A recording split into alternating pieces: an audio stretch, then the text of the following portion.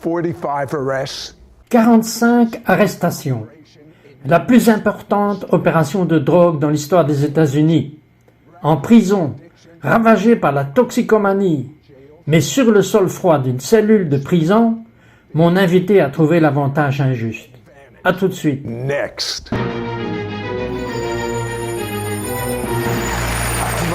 Mon invité, Robbie Eddy, a été arrêté 45 fois, puis mis en examen pour partenariat dans 30 millions de dollars d'opérations illégales de pilules contre la douleur, hors de contrôle, esclave de la drogue. Il aurait dû mourir de 5 overdoses, face à 25 ans dans la prison fédérale pour le racket, le courrier et la fraude électronique.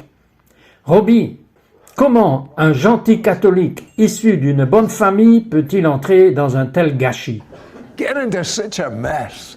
Eh bien, pour commencer, mon père était militaire, un boxeur, Golden Glove. J'ai été élevé par une très bonne maman et un très bon père. Tout allait bien. J'aime toujours partager cela parce que ça n'a pas d'importance quel genre d'éducation vous avez eu. Vous pouvez avoir une mauvaise éducation ou une bonne éducation. Une fois que l'ennemi vous a attrapé, quel que soit le bastion dans lequel vous avez vécu, c'est fini. Alors je comptais sur cette bourse de football.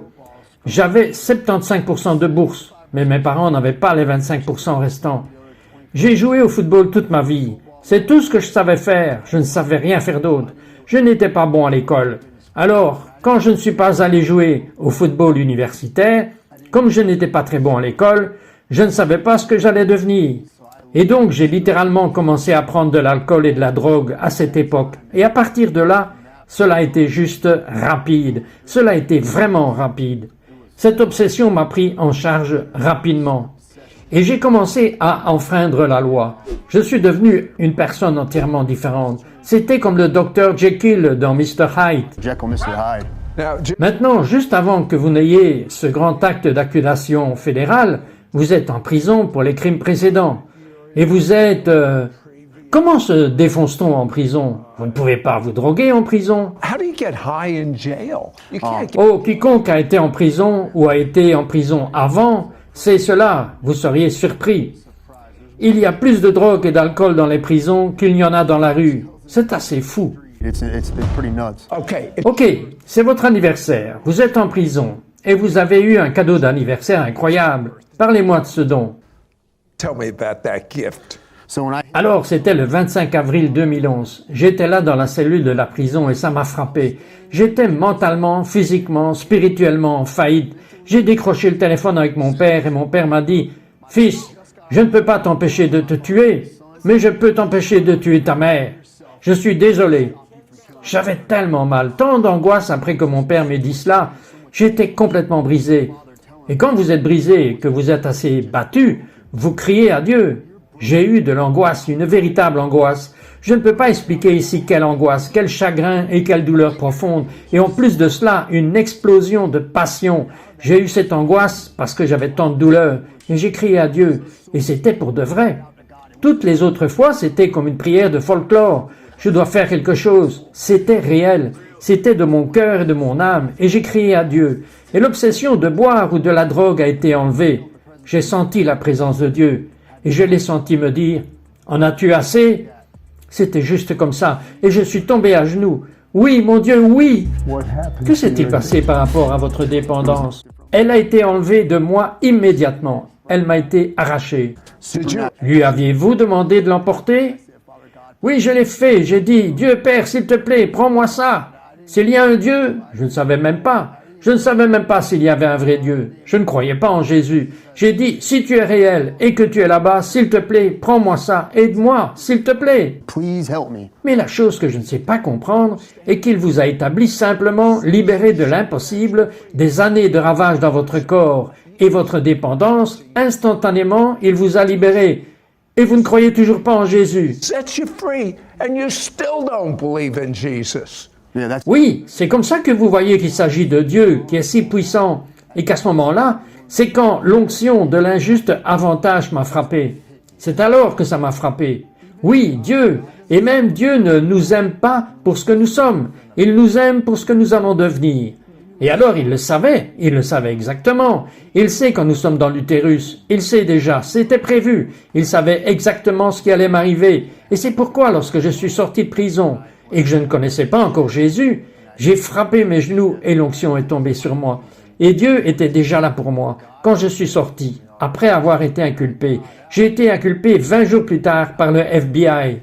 Mais je n'ai toujours pas trouvé Jésus, jusqu'à ce que je sois sorti de la prison fédérale.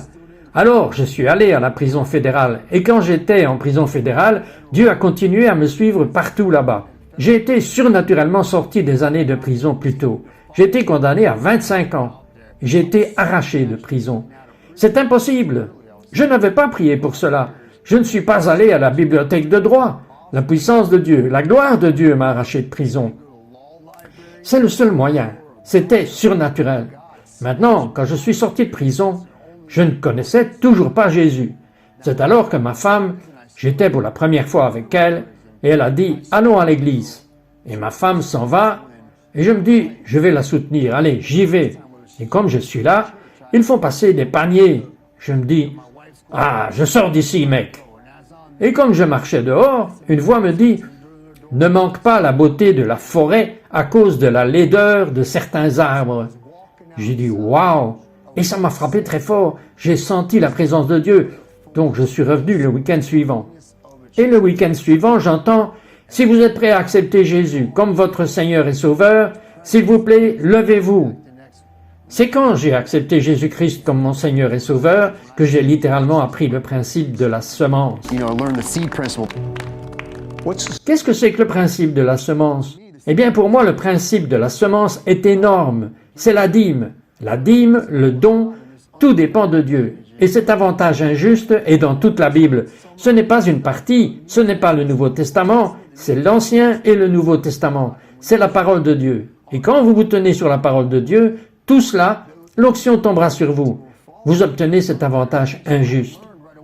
Alors, j'ai appris tout de suite, la dîme est énorme pour moi, parce que lorsque vous donnez à Dieu votre argent, vous donnez votre cœur à Dieu. Alors, vous faites confiance à Dieu, parce qu'un homme qui donne son argent à Dieu dit « Je te fais confiance, Dieu ». C'est parce que l'argent avait été une forteresse pour vous, et quand vous avez découvert la loi de semer et de récolter, vous êtes devenu comme un poisson dans l'eau. 100%. Comme Dieu le dit, ce que l'ennemi veut dire que c'est mal, il le tournera en bien. Et c'est exactement ce qu'il a fait. Il a fait la même chose. Là où l'ennemi voulait me faire tomber, je l'ai utilisé et je l'ai utilisé dans ma vie maintenant. Ok, ils ont fait un appel à l'hôtel dans le service. Et qu'est-il arrivé? Devant cet hôtel, je me suis levé. Ils m'ont demandé si je voulais Jésus-Christ comme mon Seigneur et Sauveur. Je l'ai fait. J'ai attrapé une enveloppe, j'ai donné un pourboire à Dieu, je ne payais pas encore la dîme. J'ai sorti un peu d'argent et je l'ai mis à l'intérieur de l'enveloppe. Ils ont dit, apportez la dîme dans le grenier et j'ouvrirai les fenêtres du ciel pour vous et j'y verserai des bénédictions et vous ne pourrez pas les contenir. Testez-moi. Et c'était le seul endroit où Dieu disait de le tester. Je l'ai testé et je vais vous dire quoi. Et à ce moment, c'est comme ça que j'ai vu la grâce et combien Dieu est puissant. Pour moi, la dîme est une chose où j'ai pu voir la dîme quadrupler mes revenus. La dîme n'est pas une question d'argent, c'est une chose spirituelle. Et Dieu m'a montré cela.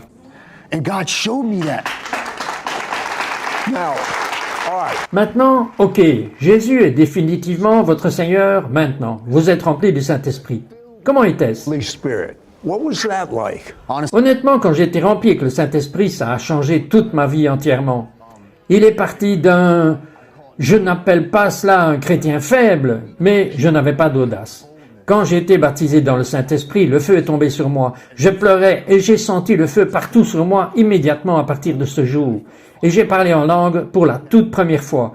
J'ai prié en langue et depuis ce jour, c'est puissant. Il s'est passé des choses en moi. C'est la même chose qu'avec Jésus. Quand Jésus s'est fait baptiser dans l'eau, il était juste là avec Jean. Après cela, la colombe est descendue, il a été baptisé dans le Saint-Esprit et c'est là que son ministère a commencé. C'est alors qu'il a commencé à chasser les démons, ressusciter les morts, guérir les malades.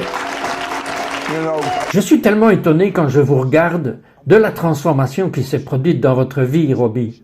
Vous dites cela de moi, mais je n'étais rien comparé à ce que vous êtes en ce moment. Toujours face à un potentiel de 25 ans de prison fédérale. Le bon moment pour que l'avantage injuste explose dans sa vie. Vous êtes sur le point de découvrir comment c'est scandaleusement injuste. Et ça l'est vraiment. Et encore mieux, Robbie transmettra l'avantage outrageusement injuste pour vous quand nous reviendrons. When we return. We will be right back to It's Supernatural.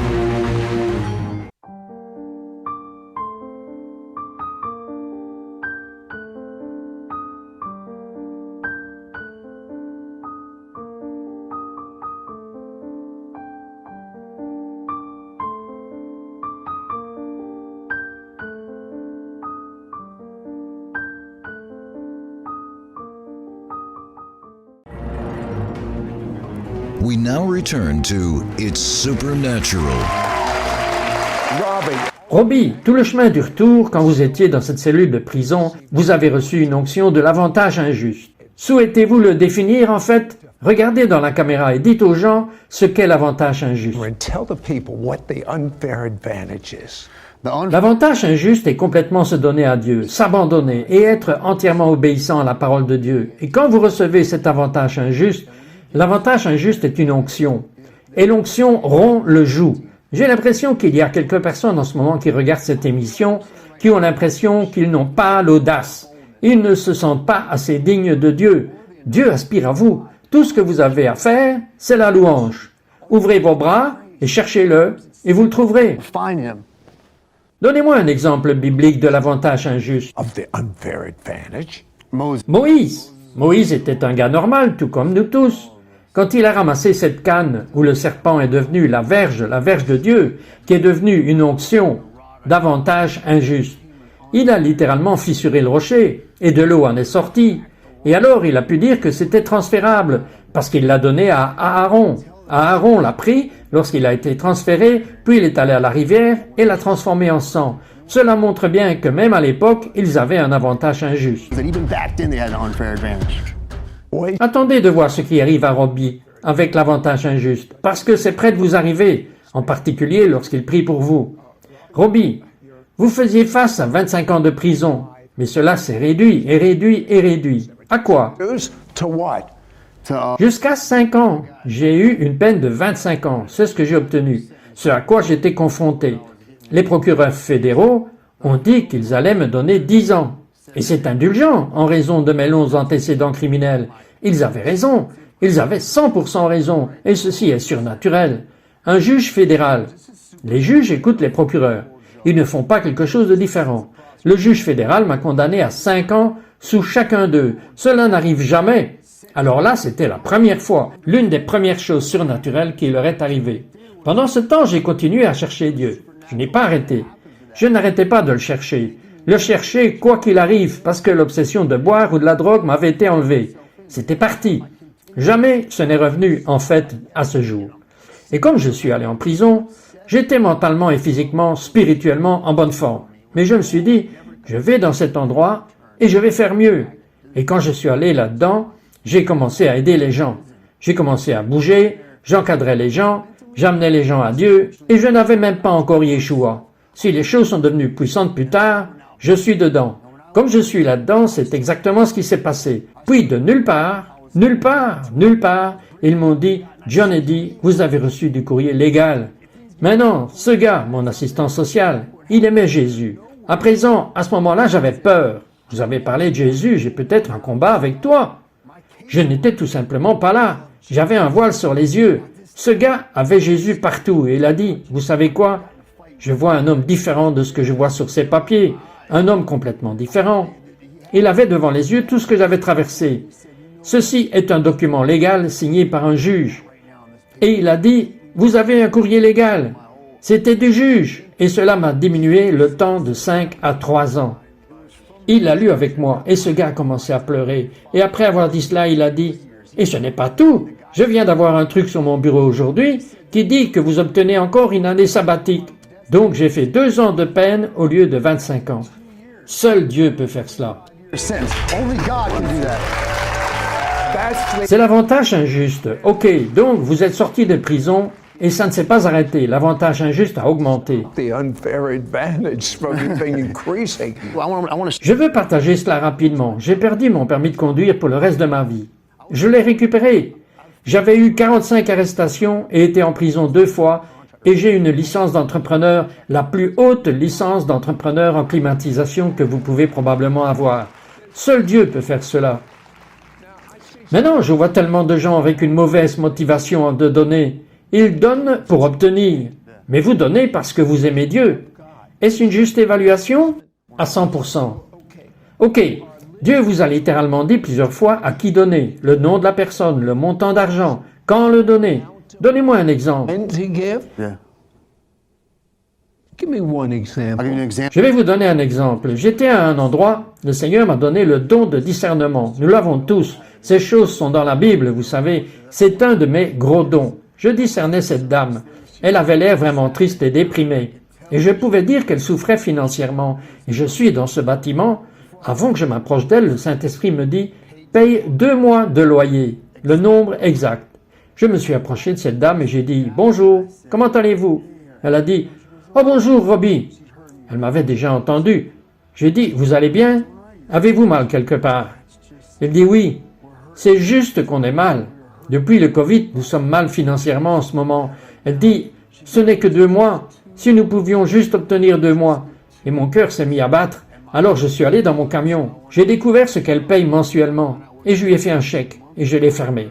Et elle n'a pas réalisé ce que c'était. Elle a juste dit « Si vous pouviez juste venir et aider cet endroit un petit peu. » J'ai dit « Eh bien, désolé, en ce moment, je suis trop occupé pour venir faire cela. Mais j'espère que cela vous aidera. » Et elle n'a pas réalisé ce que c'était. Et elle l'a ouvert. Elle s'est mise à pleurer, à pleurer. Elle a dit « Merci. » J'ai dit « Ne me remerciez pas, remerciez Jésus. Remerciez Dieu parce que c'est lui qui m'a dit de vous donner cela. » Et elle m'a embrassé et elle a commencé à pleurer et à pleurer. Et ces choses arrivent tout le temps, toute la semaine. These things happen all the time, all week long. Not just Dieu ne le bénit pas seulement dans ce domaine, mais parce que l'argent ne l'a pas séduit, Dieu lui a confié de l'argent.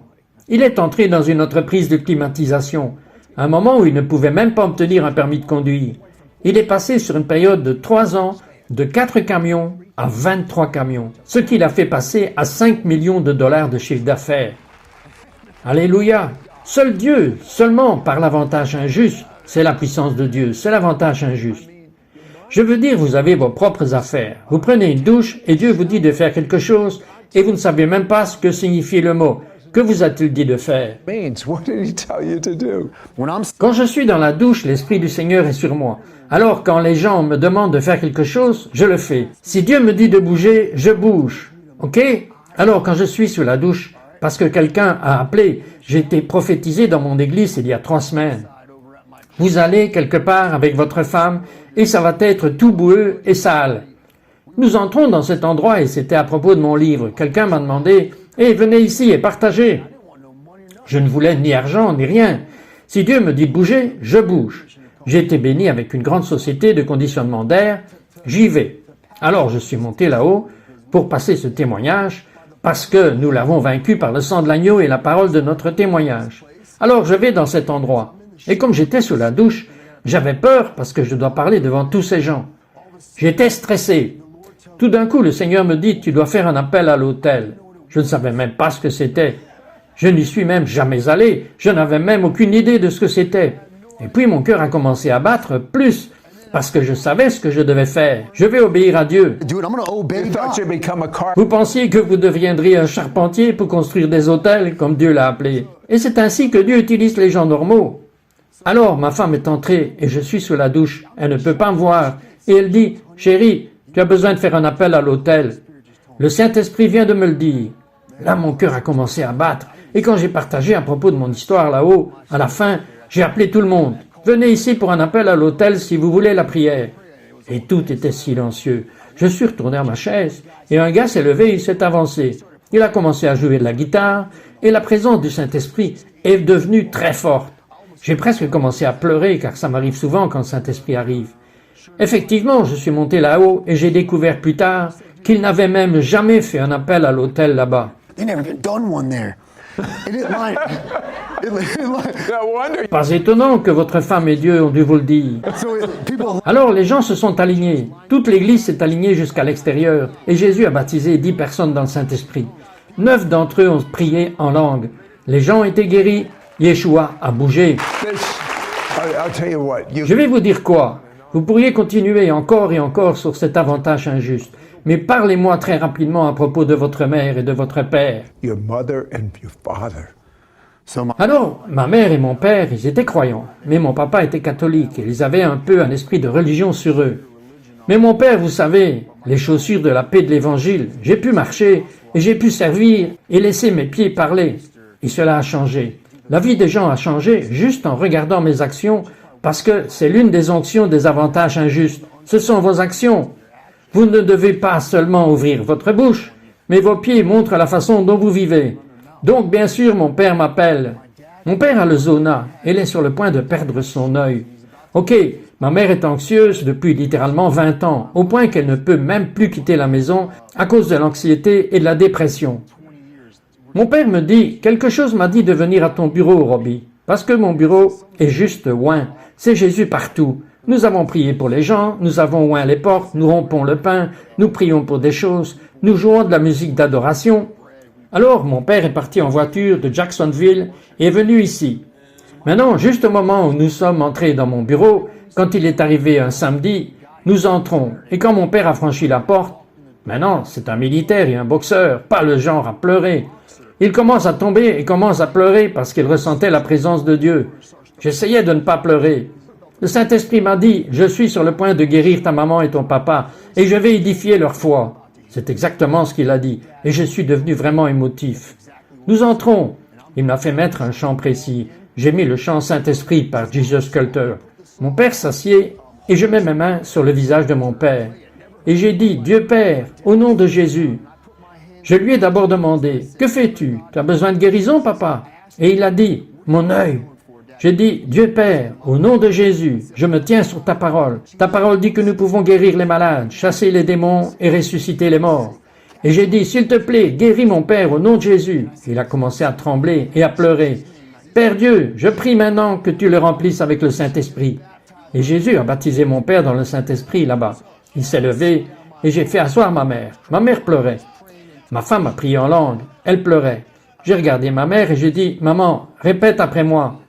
J'appelle l'esprit d'anxiété. I call it the spirit of anxiety, J'appelle l'esprit de crainte. the spirit of fear, J'appelle l'esprit d'oppression. the spirit of oppression, Et je les jette dans les fosses de l'enfer. pits of hell never to return.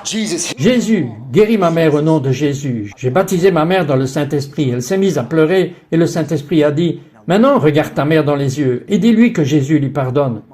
J'ai regardé ma mère dans les yeux et j'ai dit, Jésus te pardonne, maman. Elle a dit, il le fait? Il le fait. Et je viens de découvrir la semaine dernière que ma mère tenait quelque chose depuis 40 ans. Et je viens de découvrir que j'avais un père complètement différent.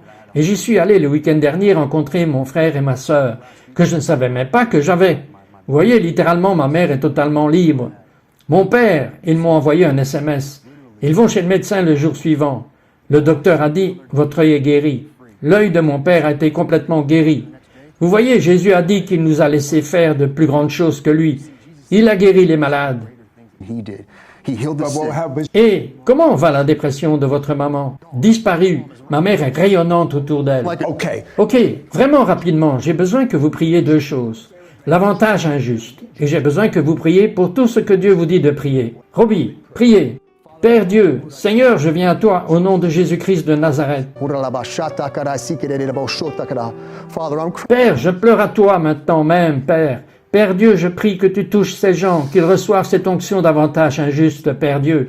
Je prie pour que les gens en ce moment qui ont mal au dos, cancer, n'importe quoi, que tu les guérisses dans le nom de Jésus-Christ de Nazareth. Je prie le sang de Jésus sur ces gens, Père. Je crie parce que ta parole dit que nous pouvons le faire, Seigneur.